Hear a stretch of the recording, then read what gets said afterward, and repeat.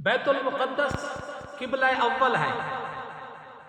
آقا صلی اللہ علیہ وسلم نے کم و بیش 17 ماہ تک اس قبلے کی طرف رخ کر کے نماز پڑھتے رہے۔ پھر اللہ تعالیٰ نے آقا صلی اللہ علیہ وسلم کی چاہت پر بیت اللہ کو قبلہ بنا دیا، اور اللہ نے انداز کیا اختیار کیا؟ اللہ فرماتا ہے قد نرا تقلب وجهك في السماء، میرے پیغمبر آپ آسمان کی طرف دیکھتے تھے، ہم آپ کی طرف دیکھتے تھے، ہم نے آپ کی چاہت پر آپ کا قبلہ ابراہیم علیہ السلام والا قبلہ بنا دیا۔ اور یہ بھی قرآن مجید بتاتا ہے سبحان الذی اسری بعبدہ لیلا من المسجد الحرام الی المسجد الاقصی، پاک ہے وہ ذات جو اپنے بندے کو لے گئی رات کے وقت، تمام عیوب سے پاک ہے، تمام نقائص سے پاک ہے، تمام قدرتوں اور طاقتوں کا مالک ہے، جو چاہے جب چاہے جتنا چاہے جس کے لیے چاہے، ان اللہ علی کل شیء قدیر، بے شک اللہ تعالی ہر چیز پر قدرت رکھنے والا ہے۔ یخلق اللہ ما یشاء یفعل ما یشاء یہب لمن یشاء اناثا ویہب لمن یشاء الذکور، یہ اللہ تعالیٰ کی ذات ہے۔ اللہ نے واقعہ معراج کو شروع کیا تو لفظ سبحان سے شروع کیا، لفظ سبحان سے شروع کر کے یہ بتا دیا کہ دیکھو لے جانے والا کون ہے، لیلن، رات کے کچھ حصے میں، من المسجد الحرام الى المسجد الاقصی، مسجد اقصی، اقصی کا معنی دور کی، اس کو بیت المقدس کہتے ہیں۔ میرے آقا صلی اللہ علیہ وسلم کو امام الانبیاء کے لقب سے جو ملقب کیا جاتا ہے، وہ اسی بیت المقدس میں آقا صلی اللہ علیہ وسلم نے 1.25 لاکھ کم و بیش انبیاء کی امامت فرمائی ہے۔ معراج کا سفر اس بیت المقدس سے شروع ہوا، مسجد حرام سے مسجد اقصی تک کا جو سفر ہے قرآن نے اسرا کے ساتھ تعبیر کیا ہے، اور یہاں سے عروج معراج یہاں سے شروع ہوا۔ صحیح مسلم کی حدیث ہے، دیگر کتب احادیث میں بھی موجود ہے یہ روایت۔ آقا صلی اللہ علیہ وسلم سے پوچھا روئے زمین پر سب سے پہلی مسجد کون سی بنی ہے؟ آقا صلی اللہ علیہ وسلم نے فرمایا مسجد حرام۔ یا رسول اللہ دوسری مسجد کون سی بنی ہے؟ اور مسجد اقصی۔ فرمایا دونوں کے درمیان کا فاصلہ کتنا ہے؟ آقا صلی اللہ علیہ وسلم نے فرمایا 40 سال کا۔ تو یہ بیت المقدس ہمارا قبلہ اول ہے، بیت المقدس ہمیں آقا صلی اللہ علیہ وسلم دے کر گئے ہیں، اس کی عظمت بتا کر گئے ہیں، ہزاروں انبیاء کا یہ قبلہ رہا۔ قرآن اس کو کہتا ہے الذی بارکنا حولہ، مسجد اقصی میں تو برکتیں ہیں ہی ہیں، مسجد اقصی کے ارد گرد میں اللہ نے برکتیں رکھ دی ہیں، ظاہری برکتیں بھی ہیں، باطنی برکتیں بھی ہیں۔ ظاہری برکتیں باغات سے، چشموں سے، پانی سے آباد ہے، اور باطنی برکتیں ہزاروں انبیاء کا قبلہ ہے، ہزاروں انبیاء کی جائے پیدائش ہے، ہزاروں انبیاء کی قبریں ہیں۔ قید اعظم نے کہا تھا کہ یہودی فلسطین کا رخ کر رہے ہیں، یہ مسلمانوں کے لیے اچھی نشانی نہیں ہے۔ آج قید اعظم کی ہر دفتر میں تصویر لگی ہوتی ہے، ہر عدالت میں اس کی تصویر ہوتی ہے، یہ بھی قید اعظم کا فرمان ہے۔ اور 1948 میں جب یہ اس کا رخ کر رہے تھے تو قید اعظم نے کہا تھا یہ اچھی فعال نہیں ہے، یہ اچھی علامت نہیں ہے، یہ اچھی نشانی نہیں ہے۔ اور جب 17 ہجری میں حضرت عمر رضی اللہ تعالیٰ عنہ نے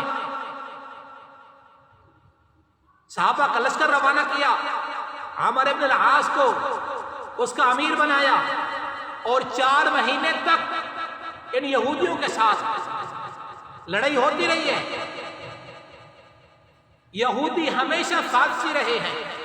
آقا صلی اللہ علیہ وسلم مدینہ گئے، ارد گرد جو یہودی رہتے ان سے معاہدے کیے، پھر چند مہینے نہیں گزرتے تھے معاہدہ توڑ دیتے، پھر چند مہینے گزرتے پھر معاہدہ توڑ دیتے، پھر معاہدہ کرتے۔ آقا صلی اللہ علیہ وسلم نے فرمایا لمبیاں پونا، یہ وہی قوم ہے نا جو کہنے لگے لن نصبر علی طعام واحد، ہم ایک کھانے پہ صبر نہیں کریں گے۔ موسیٰ علیہ السلام نے کہا تستبدلون الذی هو ادنی بالذی هو خیر، اعلیٰ چیز کو تبدیل کرنا چاہتے ہو ادنی چیز کے ساتھ، فرمایا نکلو آپ۔ لیکن اس وقت بھی انہوں نے کیا کیا؟ موسیٰ علیہ السلام کی نافرمانی کی. قرآن کہتا ہے ضربت علیہم الذلۃ والمسکنۃ وباؤوا بغضب من اللہ. سورۃ البقرہ میں کم و بیش 40 سے زائد خباث مقدس کرائے.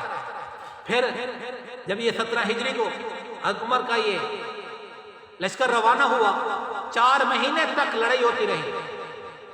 ان کے ایک پادری نے کہا تم نے بھی بڑی کوشش کی ہے، ہمیں محصور کر دیا ہے، بند کر دیا ہے، لیکن ہم بھی ہتھیار نہیں ڈالیں گے، ہم بھی شکست نہیں مانیں گے، ہم بھی اپنے آپ کو آپ کے حوالے اور بیت المقدس کو آپ کے حوالے نہیں کریں گے جب تک کہ آپ اپنے امیر کو نہیں لائیں گے.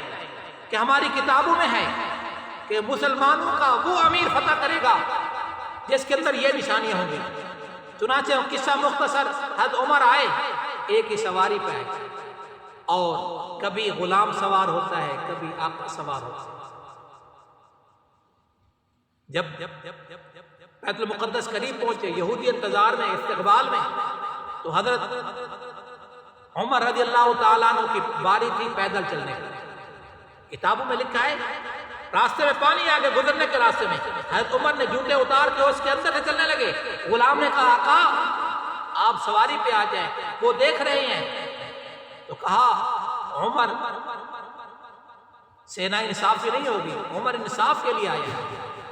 یہ ہے انصاف کی داستاں، یہ ہے انصاف کی داستاں. غلام ہے ناقہ پہ، آقا چل رہا ہے. پہنچ کے یہودیوں کے پاس، وہ استقبال کے لیے کھڑے ہیں. حضرت عمر کے ارد گرد چکر لگایا، 1 چکر، 2 چکر، 3 چکر، اور پھر کہنے لگے یہ لو چابیاں، یہ لو بیت المقدس، ہم جا رہے ہیں. کیونکہ ہماری کتابوں میں لکھا ہے جو آدمی فتح کرے گا وہ نشانیاں آپ پہ صادق آ رہی ہیں، آپ پہ فٹ آ رہی ہیں. تو کسی پنجابی شہر نے کہا نو کر دی جائیں واری، خود بھی چلتا ہے بن کے مہاری، کوئی عقل حیران یہودیاں دی ہے عجب عمر دی سرداری.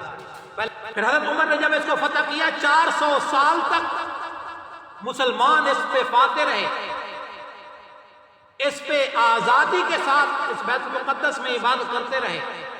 پھر مسلمانوں پہ زوال آیا، اللہ اس کے رسول کے احکام کو چھوڑا، پھر زوال آیا. پھر صلاح الدین ایوبی آیا، انہوں نے فتح کیا. پھر 700 سال تک خلافت عثمانیہ میں یہ مسلمانوں کے پاس تھا. آج فلسطینیوں بھائیوں کے لیے دعاؤں کی ضرورت ہے. جو صاحب اقتدار ہیں وہ صرف مذاکرات نہ کریں، صرف مذمت نہ کریں، بلکہ مرمت کریں. یہ تو ہمارے سامنے یہ فلسطین کے احوال تو 15-20 سال پہلے سے آ رہے ہیں، یہ تو سینکڑوں سال سے ظلم کر ختم کرتے آ رہے ہیں. اللہ تعالیٰ ہمارے فلسطینی بھائیوں کی مدد فرمائے. ہم اٹھتے بیٹھتے چلتے پھرتے اپنی عبادات میں، اپنے اذکار کے بعد، اپنی تلاوتوں کے بعد ان بھائیوں کے لیے دعائیں کریں. اللہ تعالیٰ ہمارے فلسطینیوں کو فتح اور کامیابی کامرانی سے ہم کنار فرمائے.